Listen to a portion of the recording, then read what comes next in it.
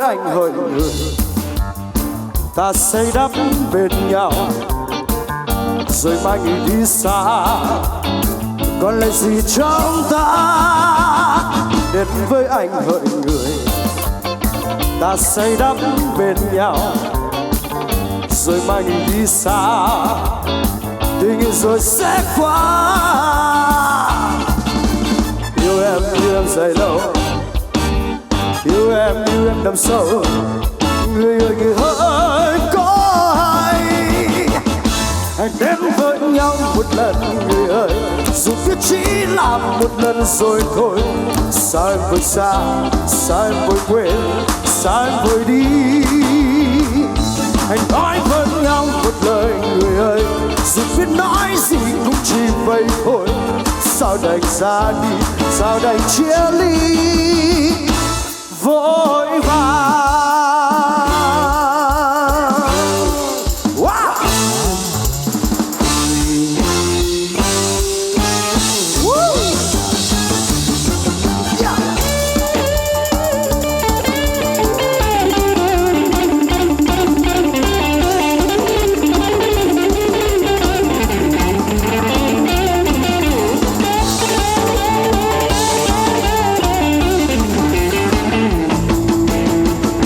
Với anh hỡi người ta xây đắp bên nhau rồi mai đi xa còn lại gì trong ta.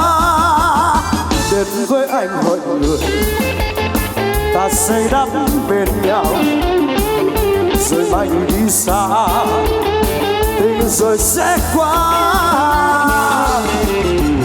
Yêu em dài lâu, yêu em đậm sâu.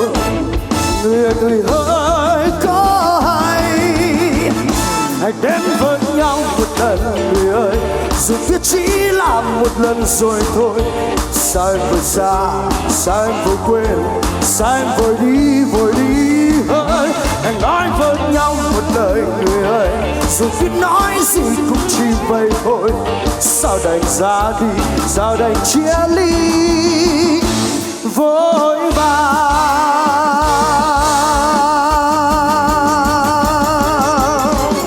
Một mình nhớ em, một mình ngồi buồn, một mình vắng em, một mình ngồi sầu. Cố quên niềm đau, ước mấy ngày sau chân để ta mãi có nhau. Một mình nhớ em, một mình ngồi buồn, một mình vắng em, một mình ngồi sầu. Cố quên niềm đau, ước mấy ngày sau chân để ta mãi có nhau. Một mình nhớ em, một mình ngồi buồn, một mình vắng em, một mình ngồi sầu. Cố quên niềm đau, ước mấy ngày sau chân để ta mãi có nhau.